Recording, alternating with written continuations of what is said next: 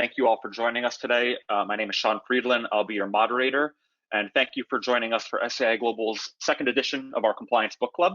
Today's speaker and author is Denise Lee Yohn, who is a go-to expert on brand leadership for national media outlets like CNBC, NPR, and the Wall Street Journal. She's also an in-demand keynote speaker and consultant, and the influential writer and author of best-selling books, including What Great Brands Do, The 7 Brand Building Principles That Separate the Best from the Rest, Extraordinary Experiences, What Great Retail and Restaurant Brands Do, and her newest book, which is the foundation of our conversation today, Fusion, How Integrating Brand and Culture Powers the World's Greatest Companies. Before we get started, a few quick notes.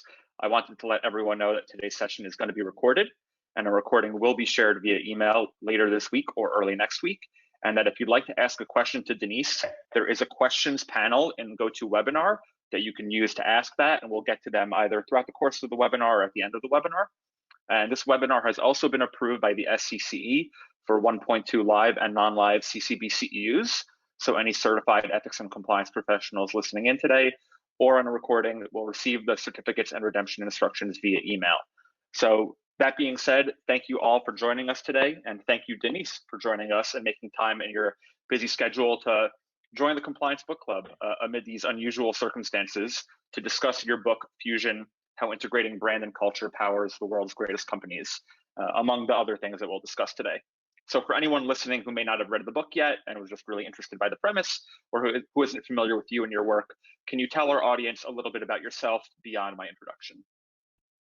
Sure, and thanks, Sean, for having me in this session. I've been really looking forward to it. I think the one thing that I would tell everyone is that I love brands. I'm just fascinated by them as a professional. I also love them as a consumer. I recently moved and I found a paper that I had written when I was a high schooler about Nike. This is when Nike was just coming out. And from, I think, those moments to my last corporate role, which was heading up brand and strategy at Sony Electronics, my career has just been about understanding brands, how customers make decisions about what brands they're going to buy and associate their identities with, and also just about how companies actually build their brands. So as I said, my last corporate role was at Sony. I left there. I resigned my post about 16 years ago and have been out on my own as an independent speaker, consultant, and writer. And throughout the entire career, what I found is that brands are not what you say. They're not your logo, your name, your image, your advertising. Really, your brands are what you do. And through the process of working on brands, I discovered the way that you build a brand is really how you run your business. And so that's what led me to my first book, What Great Brands Do. And from there, I learned more about how you need to cultivate an internal brand-led culture within your organization. And that is what led me to my most recent book. So that's just a little bit of history. Thank you, Denise. As a marketer, I'm also deeply fascinated by brands and have been for a long time. So I'm really glad that you could participate in Compliance Book Club today, because I think there's a lot of stuff that we're going to talk about that will be interesting to our audience too. Now, when it comes to Fusion, why did you specifically decide to write this book? You would know from experience, I would imagine that writing a book is a pretty big burden and project. So what really drove you or inspired you to write this one? Well, there was a combination of a couple of factors. One was my own experience, and then the other was what I was seeing in culture and in business. So in regards to my own experience, several years ago, I had worked with a client. They are a national grocery store chain. And the first engagement I did with them was to help them work on clarifying their brand positioning, defining their customer experience, and really just re-energizing, re-engaging their brand identity. And then the next year they came in and asked me to work on their internal culture and employee experience. And as I started working with them, what became apparent to me is that they considered those two things, their brand and their external customer experience as completely separate from their culture and their internal employee experience. And as I was kind of trying to get them to, see that these two things needed to be integrated and aligned, I realized that if a formidable competitor in the space as huge as grocery could not understand this concept, there are probably lots of other businesses that are also missing out on the power of brand and culture integration and alignment. So that was kind of my own experience. And then what I noticed in culture and in business in general is the importance of organizational culture has been increasing. Whether it's the increased war for talent in many sectors, which, the current pandemic has kind of changed the whole employment landscape. But generally speaking, I think that there's still a lot of competition for skilled workers in particular areas. There was also, the issues of sexual harassment in the Me Too movement a couple of years ago. Corporations struggling to live out their values of diversity and inclusion, and then just kind of the increased scrutiny that customers and other external stakeholders had into corporate culture. What I found is that business leaders really needed to cultivate a healthy, vital, sustainable culture in the organizations, but there was very few resources to help them do that. I mean, there was a lack of real understanding of how do you build a culture. And so I decided that I would write this book, Fusion, How Integrating Brand and Culture Powers the World's Greatest Companies, to address that gap. Thank you for that. And, I think anyone listening in right now would feel some sort of connection with what you just said, because all of those themes and topics are really resonant with the ethics and compliance community. And I think there was something especially that you said, whereas something seemed kind of obvious or innate to you, yet other, seemingly successful and prominent companies or people couldn't really comprehend some of these concepts. And, I think a lot of professionals might struggle with that, where it seems like it's such a no-brainer to them to pursue a certain path or to invest either time or money in a certain thing. But sometimes it takes convincing for other people to really embrace that new idea and really invest in the change that comes with it. And your book really struck me as a great fit for the ethics and compliance community for a lot of those reasons. It was actually recommended to me by a mutual friend of ours, Richard Bistrong, who I know you've spoken with in the past, and who told me it was a great read and that I'd really like it. And, he was right. And I think the reason it really, hits the mark for what I do and for what our listeners do is that it focuses on a few topics that are woven into the DNA of the work done by an ethics and compliance professional. And it's really four things. It's culture, values, communication, and brand building. So I'd like to spend our time together today really speaking about those four topics, how they work together, and how an ethics and compliance professional or anyone responsible for training employees and trying to drive their behavior towards doing the right thing may be able to run with some of those ideas. So I think we should probably start with the basics and build our way up. To do that, I think maybe the best place to start is, from your perspective, what are the benefits of integrating and aligning brand and culture? Yeah, well, let's start with some definitions just to make sure that we are all on the same page. So Absolutely. When I say brand, as I said earlier, your brand is really what you do. In fact, the definition that I use for your brand is it's what you do and how you do it. And so if you think about and you use your brand in this way, it has so much more power than just kind of thinking about it as an external like veneer or an image or a personality that you were trying to portray. But it really is about kind of how you are perceived and understood and experienced by people outside your organization.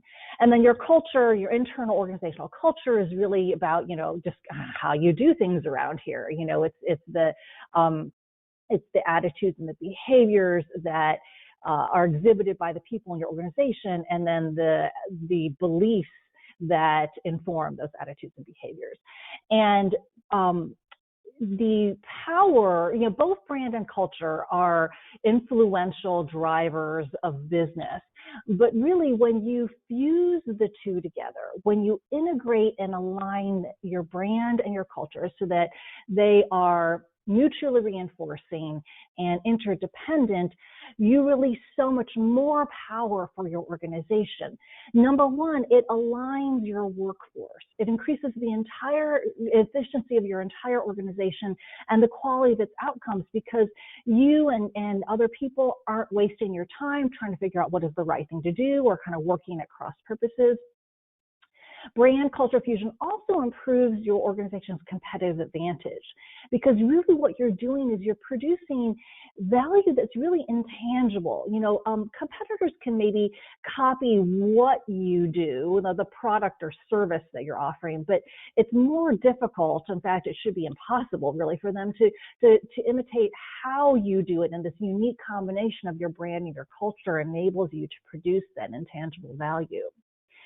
Also, fusing together brand and culture ensures the authenticity of your brand. When you align your external culture, your external brand, internal culture, you truly are on the inside what you say you are on the outside.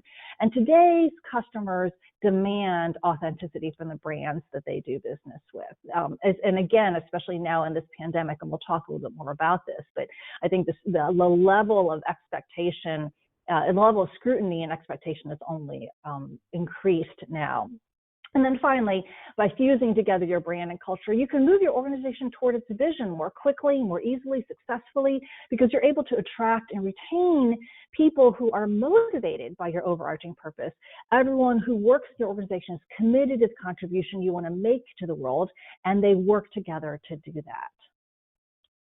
Absolutely. And, it's really fascinating. I think in today's modern era of social media, it's really kind of forced companies to consider that fusion and really those two components of it much more deliberately, because I think in the past you had the situation where a company could say this or convey a certain culture or a certain brand internally and kind of maybe broadcast it through their marketing and really try to paint this picture in the public, and there was no way for the public to really push back or hold them to it. And now, you see all the time on Twitter and Facebook, consumers, loyal customers or angry customers really interacting directly with brands in a way that never existed before, and really holding them accountable, which is, super fascinating for me, and I'm sure it is for you too. Right. I always say that, today's customers have the ability and the proclivity to look behind the curtain of your business and really see how you're operating.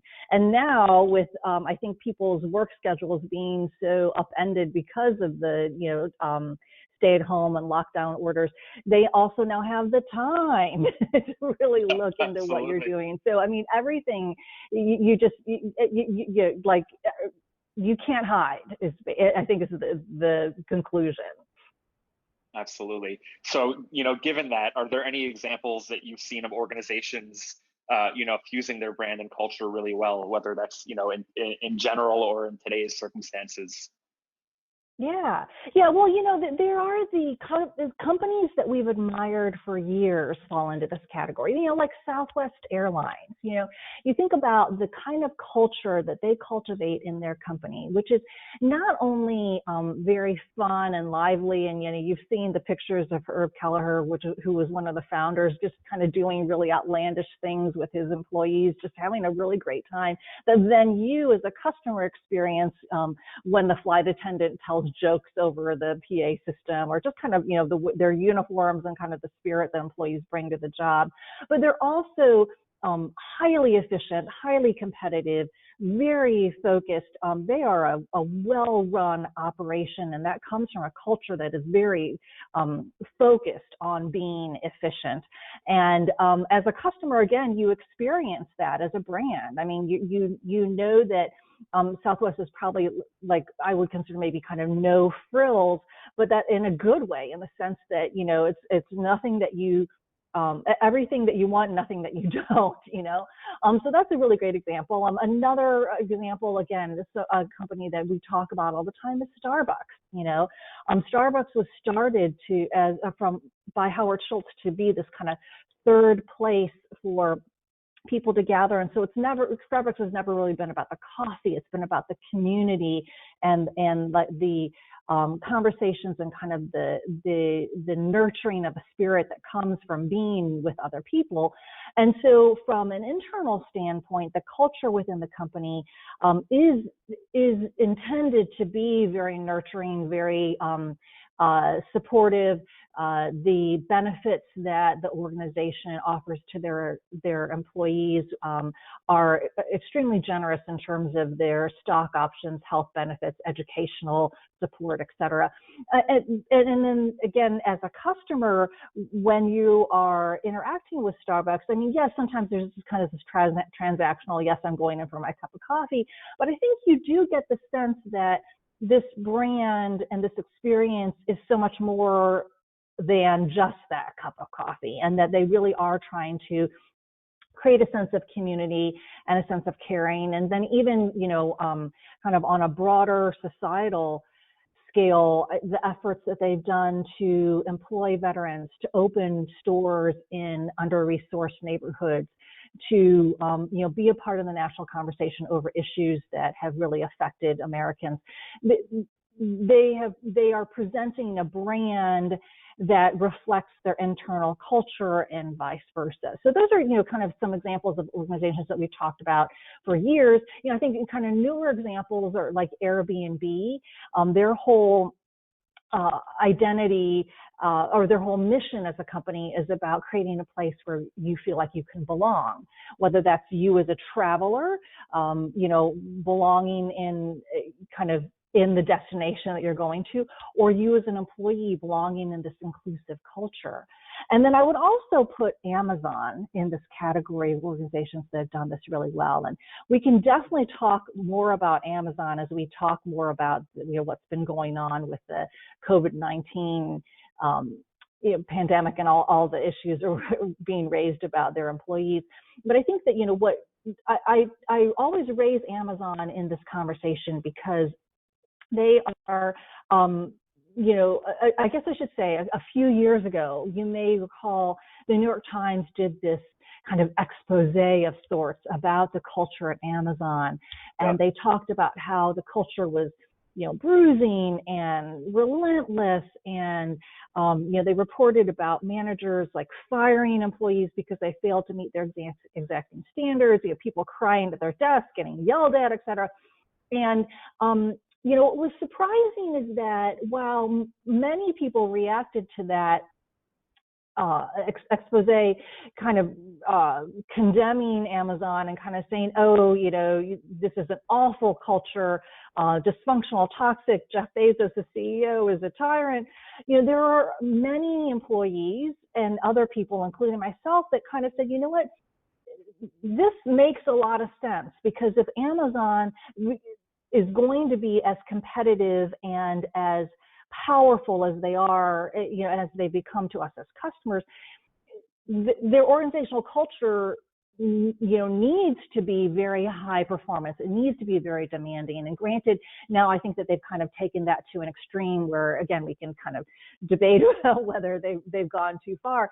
But the alignment and integration of brand and culture at Amazon is very clear. And so that would be another example of an organization I'd say that has fused the two together. Yeah, absolutely. And I think anytime a company grows that large and becomes that omnipresent in our lives, you know, in some people's minds, they're inspirational, and in some people's minds, you know, there's room for critique.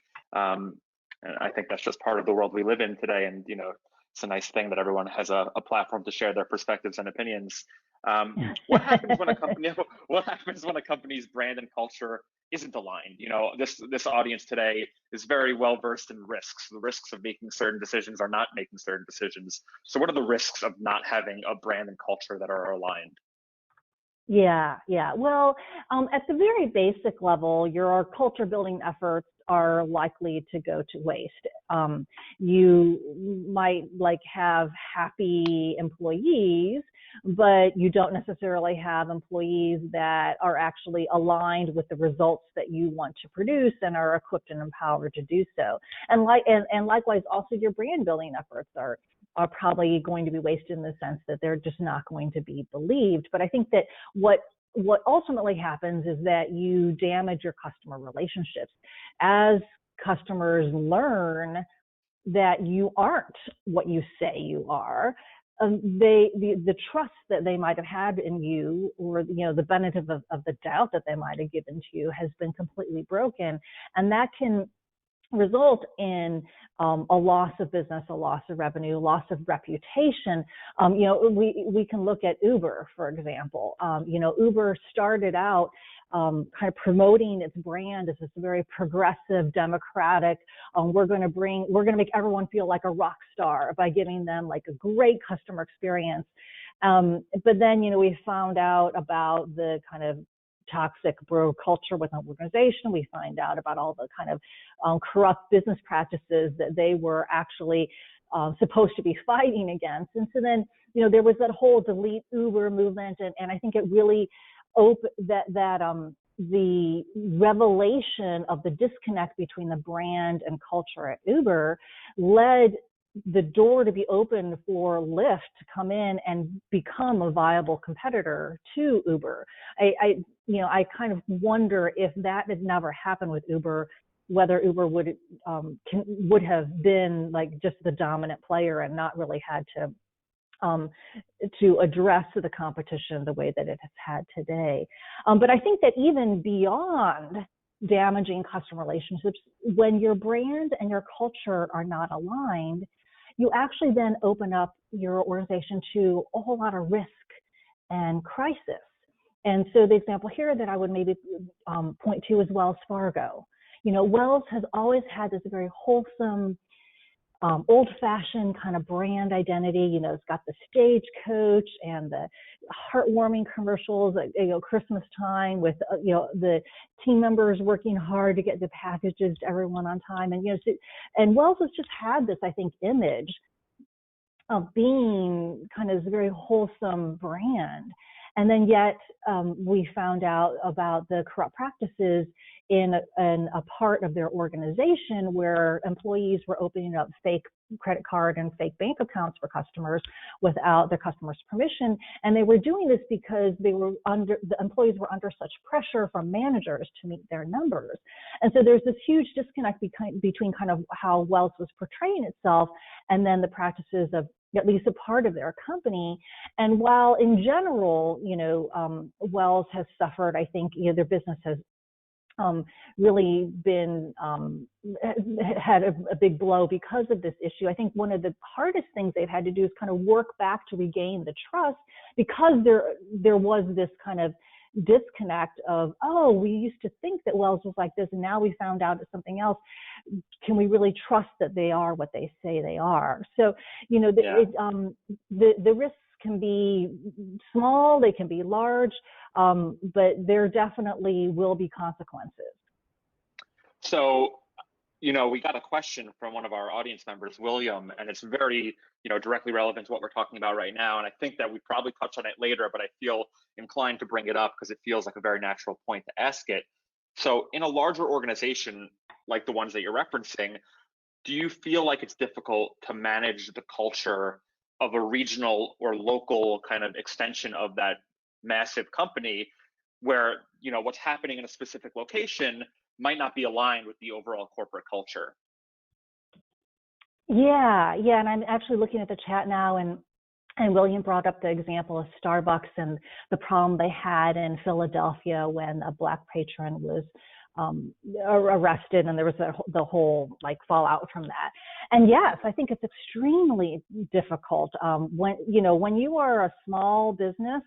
You are as a business leader, you're interacting with most of your people on a regular basis, and I think everyone it's kind of just in the ethos of the company. But as you grow, your desired culture, your values, your expectations again, interpreted by thousands and thousands of people. And, often things get lost in the translation. And so I think that you need to, on the front end, proactively, the way that you can offset or try to offset those kinds of that kind of variability is to be crystal clear about what your purpose and values are, and to have that be something that is always a focus, always a priority, always being communicated and reinforced by everything that you do. But then, still, even if you do that, there are going to be incidences that arise. We are humans. Actual experiences vary from our expectations, and so you have problems. And so then it's, how do you respond? What happens when there is this breach of alignment? And I do believe that Starbucks responded very well, in the sense that they shut down that location. The CEO of the company at the time, Kevin, I'm sorry, I'm not remembering his last name, flew out to Philadelphia to meet with the men who were involved in an incident, to meet with the manager and the store employees. And it ended up growing into a corporate-wide movement of helping everyone understand what are our values and how do you interpret them in situations like the one that arose. And so I think that, as I said, these kinds of problems are unavoidable. It's what you do to try to prevent them, and then how you react to them, that really then shows if this brand culture fusion is a priority for you or not. Yeah, and I remember that incident very well, because I follow Starbucks on all of their social media channels, and they, really used that social media presence to publicize and talk about what they were doing to fix what happened on all of their Instagram accounts and their Instagram stories. They really went deep into, what they were doing to address the problem. And, from my perspective as, the ethics and compliance community, they actually built a website dedicated to what they were doing to resolve that kind of incident. And they shared all of the resources and the playbook publicly for anyone to use for free, to say, here, we're acknowledging what we did wrong and we're doing what we can to fix it. And if you guys encounter anything of this nature, or something happens that you need to kind of address similarly, here are all of the resources and here are all the materials that we use in our kind of 1 or 2 day long workshops that you could use and repurpose for your own kind of, incident as well, if it ever comes to that, which I thought was really, really a powerful kind of act, and a great kind of, attempt to resolve what happened. So, Yeah. and William, it's really a great question. It's obviously a question that a lot of people in this position think about in terms of ethical behavior and compliance violations, and something we'll talk a little bit more about later. I want to kind of maybe get back on track a little bit, Denise, and talk about, reverting back to brand culture fusion. We've spoken about some of the benefits or some of the kind of downsides of not really having that integration. So I'm curious if you'd be able to expand upon how that actually happens, how you might operationalize that. It's not an accident when it happens. It's not something that happens overnight. It's a deliberate decision. So what are the foundations of a brand culture fusion, and what are some of the strategies that professionals could pursue, after today, to achieve that fusion? Yeah. And I love this question, Sean, because you're absolutely right. This kind of fusion and in culture in general doesn't just happen. You can't just kind of assume, oh, everyone's going to get it and we're going to end up with kind of culture we want. You really have to actively cultivate it. And so I always talk about, there are some foundational actions that need to be taken, and then some specific strategies. And so I'll talk about the foundation, then we talk about the strategies, and then we can talk about specifically how the people who are on this call can engage with those strategies. The foundation of brand culture fusion is first in having a single overarching purpose and a single set of core values for your organization. And I find that most business leaders, most organizations understand the importance of purpose and values, but they tend to go about having them or building them in the wrong way, in the sense that, for example, companies will have a kind of corporate mission statement that spells out kind of, maybe what their financial goals are, or maybe, you know, some generic statement about how they're going to compete with innovative products and world-class customer service, you know, whatever, some sort of mission statement to describe what they're trying to do as a company. And then they will have a brand essence or a brand purpose or a brand statement that's completely separate, that talks about what they want their brand to be known by customers. And, you know, in fact, I had recently given a talk to a group of scaling companies, and I looked at one of their websites, and, you know, they talked about how, you know, they were kind of like this world-class leading, you know, problem solver, kind of as a brand, that's what they wanted to be known as. But like when you looked at really kind of what their mission statement was, it was a very kind of generic, okay, we're going to grow by this much, and we're going to, you know, be the category leader, or something very, very expected. And so not only do you have a mission statement that is maybe not as compelling or as inspiring or as focused as you need it to be, but you have these two ideas, and they are often very separate and maybe even can be conflicting. And so what you need to do is to have a single overarching purpose that describes what you're trying to achieve as an organization, and therefore what you want to be known for as a brand.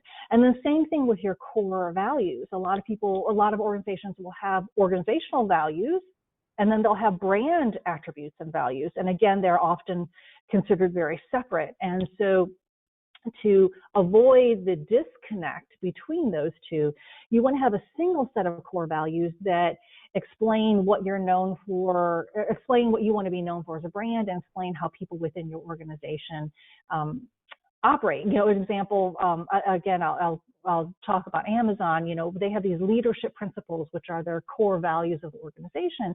One of their leadership principles is to invent and simplify. And it's all about their philosophy as an organization, about how they're always pushing to create new ways of doing things, but that simplify the process, that make it easier, make the organization operate more efficiently, but then also make the customer experience more efficient. And that invent and simplify probably aren't the words that as customers we would use to describe Amazon, but they actually are how we think about Amazon. Yes, that's what Amazon does. So you need to have a single set of core values and a single overarching purpose as kind of the guiding North Star and compass for your organization. Also, in terms of laying the foundations, you want to ensure that the leaders of your organization take responsibility for achieving this brand culture fusion.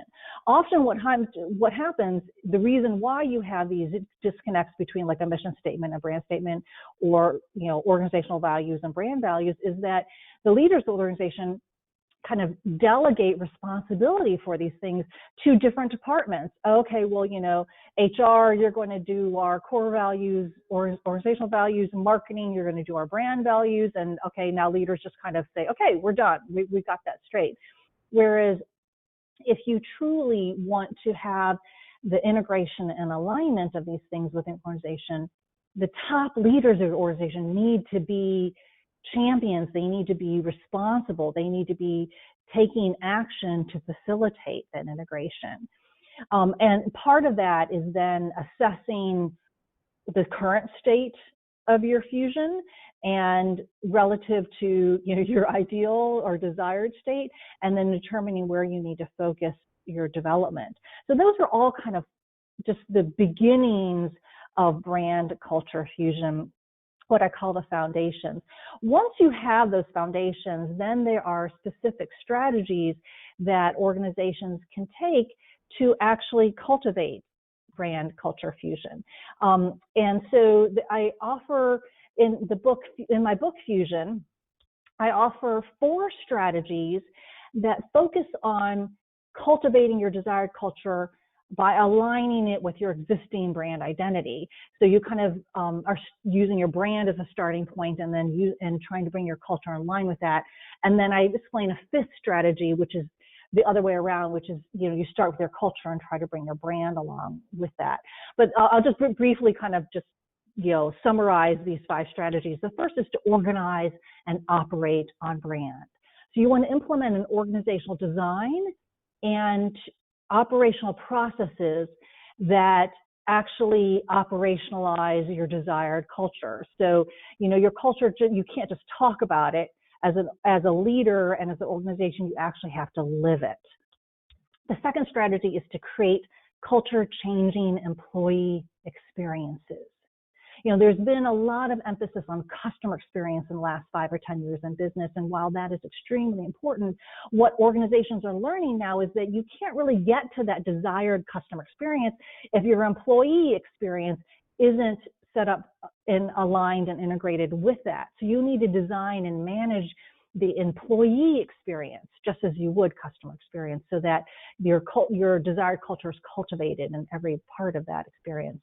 Then the third strategy is to sweat the small stuff.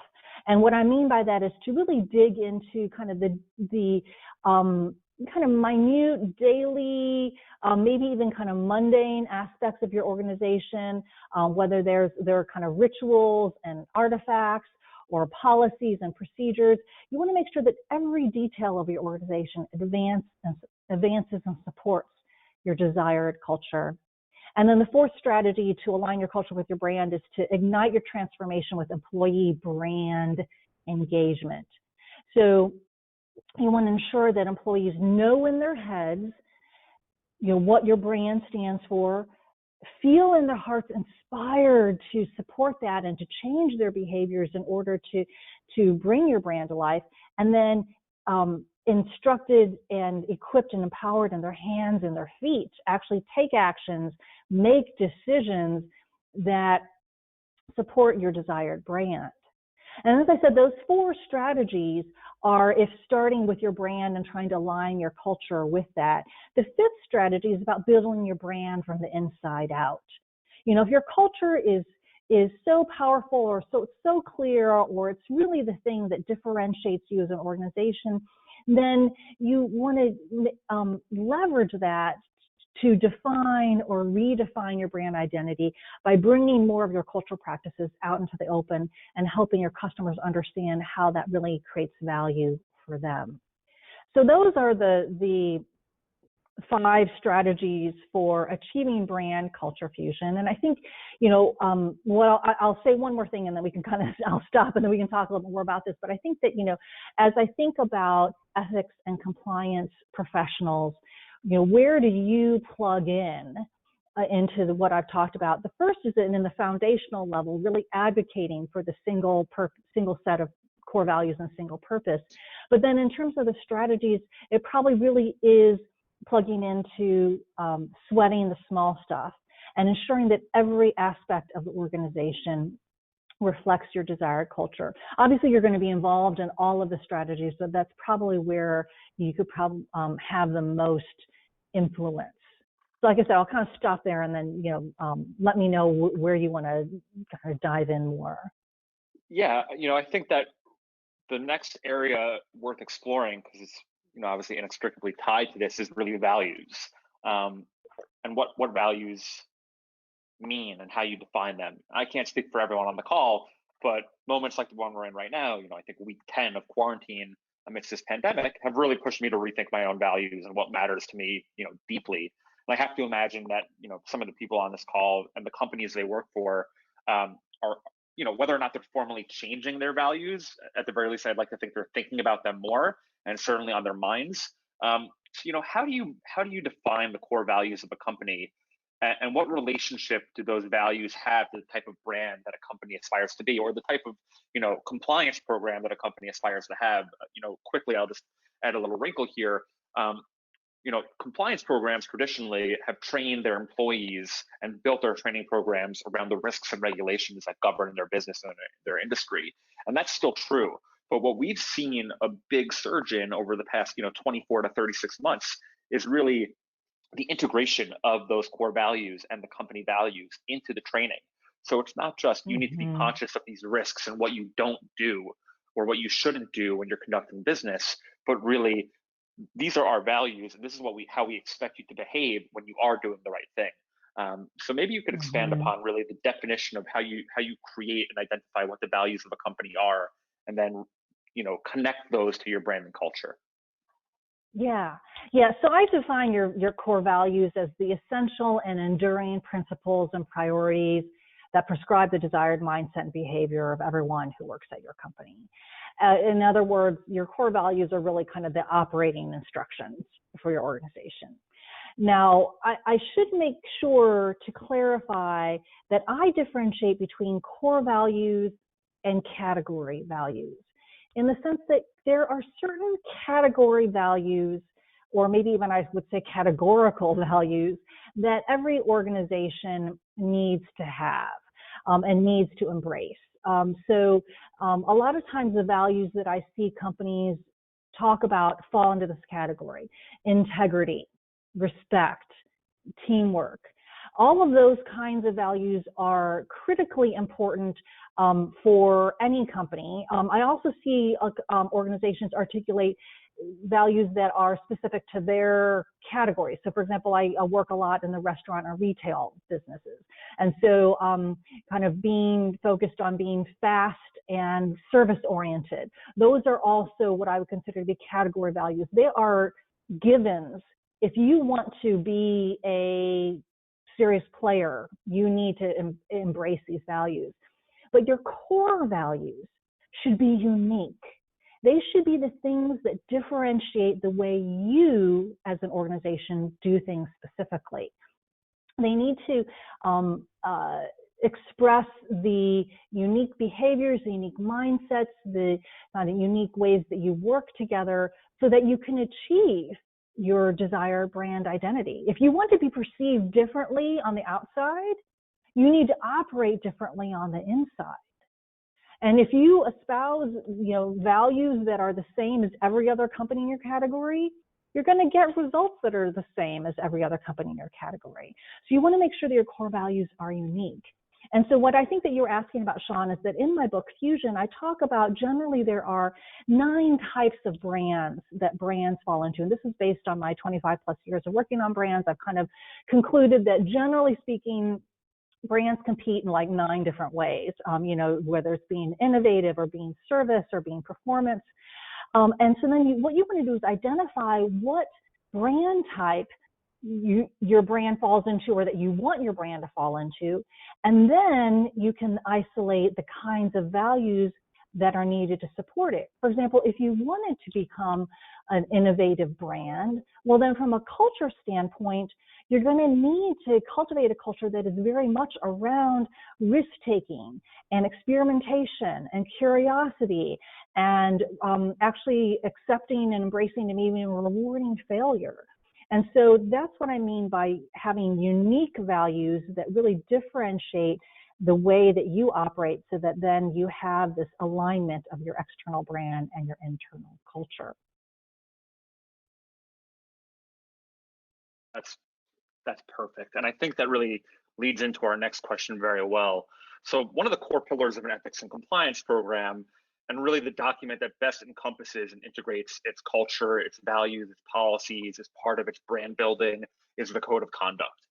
And we recently hosted a webinar on the impact of COVID-19 on ethics and compliance. And we asked attendees a question I think you'll find pretty interesting. So we wanted to know if they planned on changing their code of conduct in their ethics and compliance programs because of the pandemic and how it's impacted their business. Certainly, people are working remote.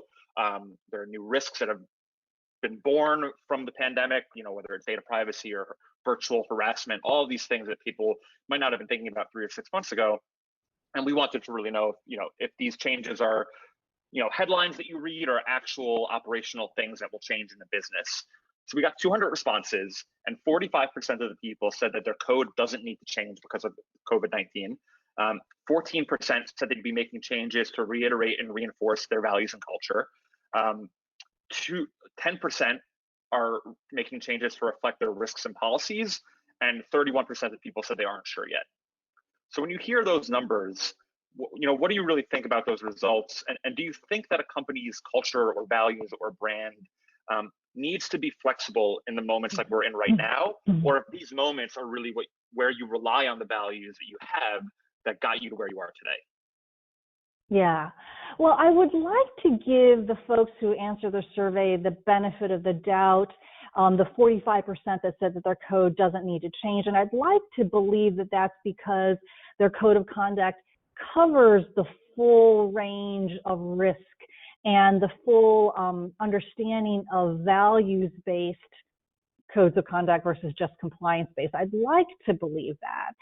But I will say that if that's not the case, then I do think that this is the perfect opportunity and actually a great responsibility to take another look at your code of conduct and make sure that it actually does address the increased breadth of risk that's out there. I think that in the past, perhaps there was more focus on just kind of like digital or IT or financial risk. Now there's so much more risk in terms of social responsibility and your reputation and crisis communications, et cetera, that may not have been on people's radars before. There's also just, I think, kind of longer term risk in terms of people really thinking about, unfortunately, this COVID-19 is not the last pandemic we're going to see, and so how do you operate in a world that is where you are ready for constant challenge and constant threat and constant risk. And then also, as I said, really thinking about your values and whether they are those more general category values that maybe to prescribe what would be at a very basic level your expectation for an employee versus getting to those unique core values that define how you are going to thrive in this new world and how you are going to address the new risks in ways that that really reflect your unique capabilities, your unique competencies, your unique purpose.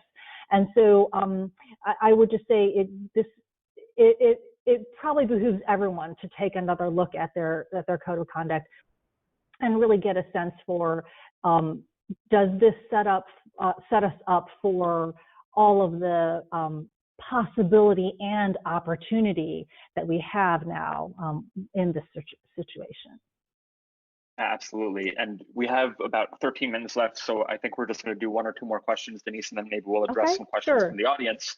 I think we're good on time, but just wanted to address that. And really, the overlap between the code of conduct and some of the key ideas in your book is what got me personally excited about the potential for you to participate in the series. And just like the responsibilities of an ethics and compliance program, the scope of a brand culture, fusion, philosophy extends beyond just the code of conduct and really, integrates through every level of the organization. And what we're seeing more and more of, especially among some of the more mature and developed programs, some of the bigger companies that really think of themselves as innovators in the ethics and compliance space, is this extension of their culture and their brand building throughout every pillar of their ethics and compliance program. So we'll see them kind of align and customize their training content to look and feel like something their marketing department would produce that looks like their commercials and everything else. But what's even more interesting, and I think important today and for this conversation and for the moment we're in right now, where we're increasingly decentralized, is that the compliance teams will work with champions or advocates across the company who have demonstrated a commitment to ethical behavior or an interest in helping spread this gospel of ethics and compliance to their colleagues and teammates and peers.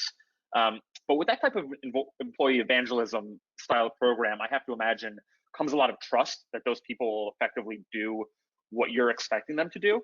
And a lot of that trust and kind of relationship gets built through communication. So I'm curious what advice you can give to our audience today about when it comes to enabling colleagues to kind of act as brand advocates or brand ambassadors for an ethics and compliance program. How do you do that well, and what role does good communication play in that? Yeah. Well, I have to say I really relate to this question well because, coming out of being in the marketing department for many of the organizations that I worked for when I was in the corporate world, I think that there's a lot of similarities in the sense that, you know, you are trying to influence people and find those champions throughout the organization who can really help you, because you don't have a lot of authority.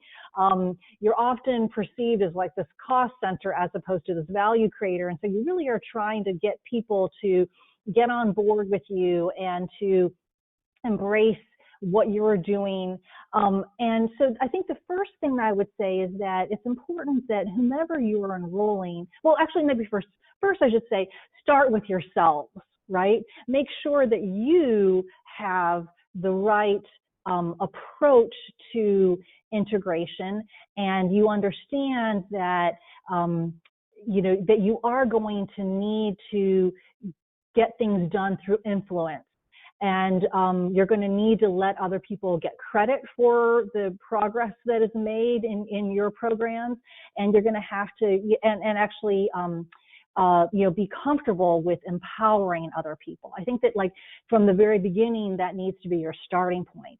Then I think, you know, you need to help the people that you're working with understand that this is not a compliance issue.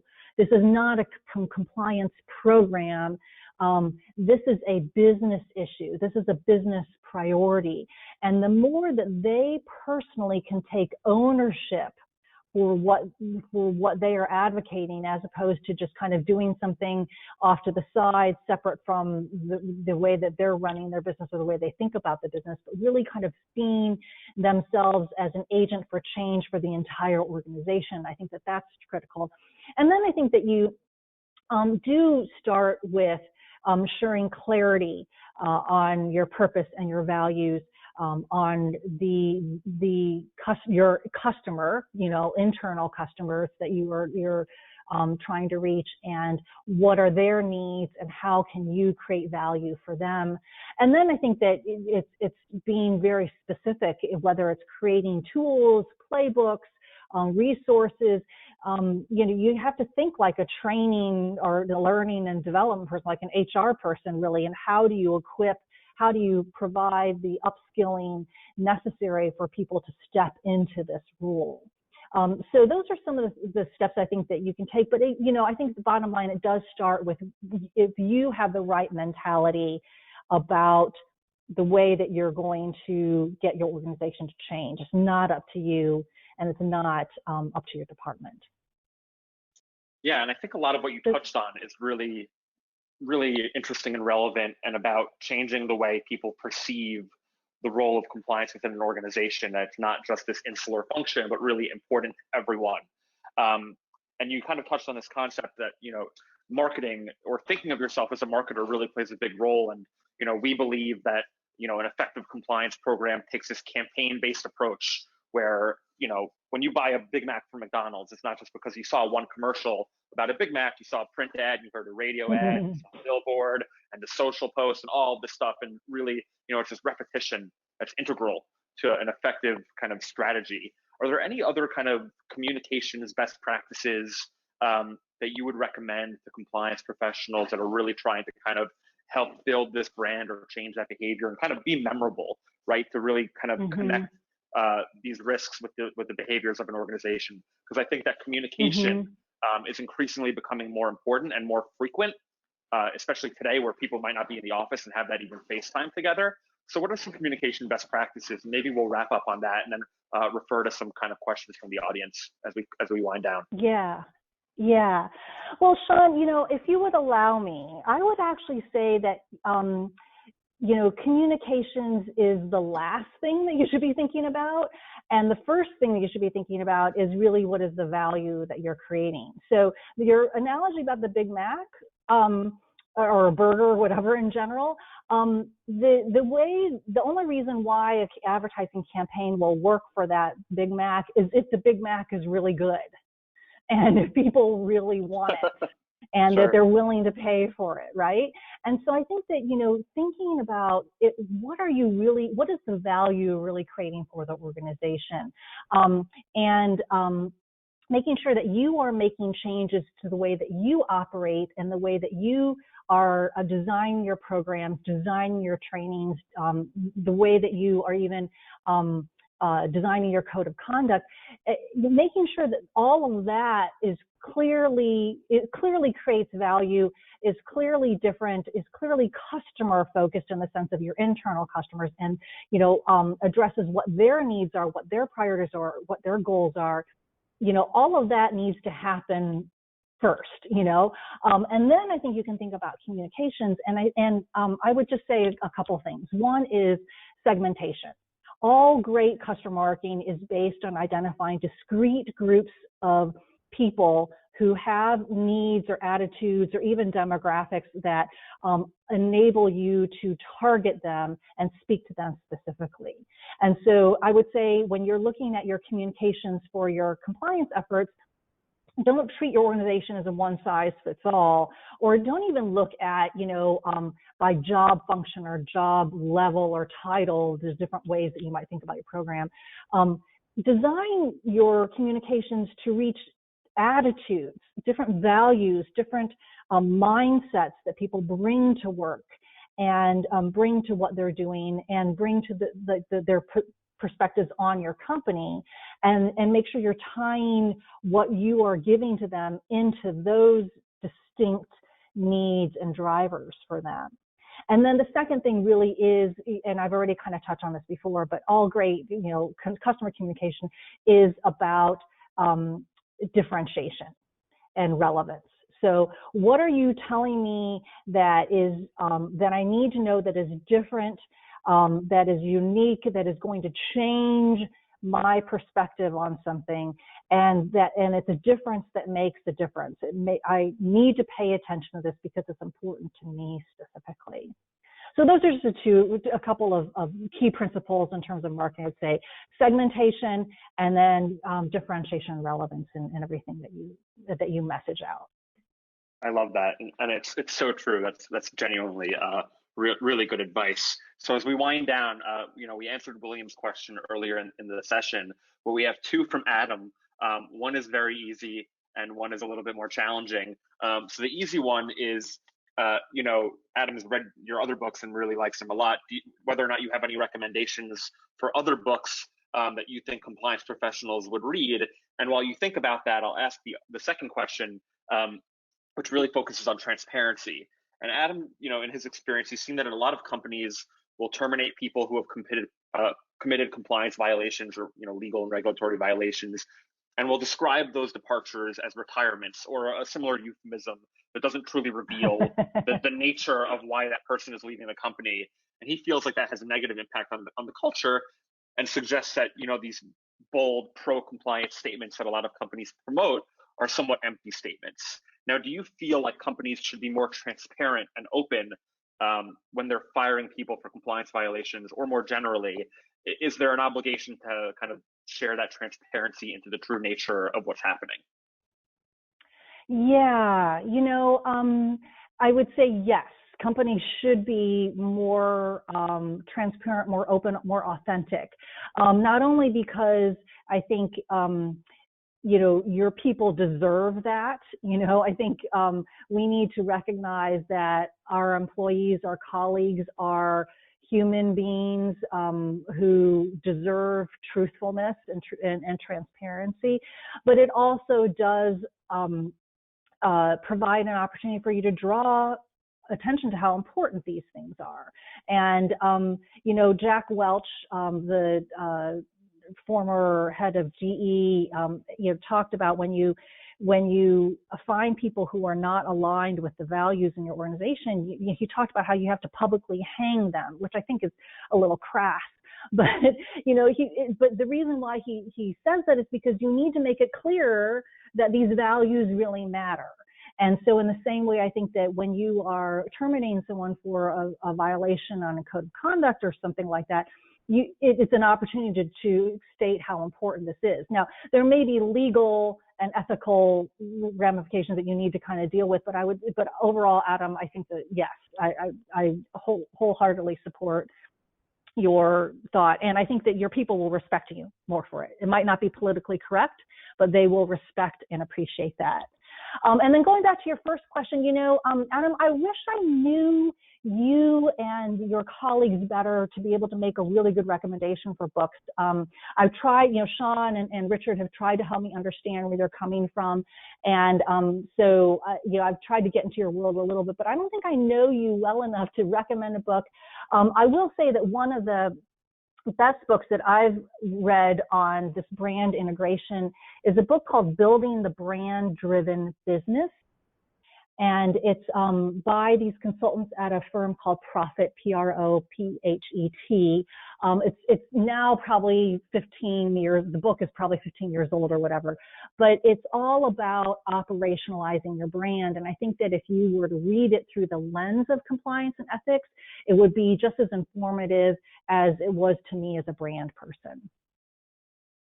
Awesome. Thank you, Denise. And Adam, we certainly have some ideas over at SAI that we'll share via email with the wider group that might even be future book club initiatives. So Denise, thank you so much for joining us today. I really enjoyed this conversation. I think that everyone listening definitely got some value from it and hopefully some actionable tips they could take away with them.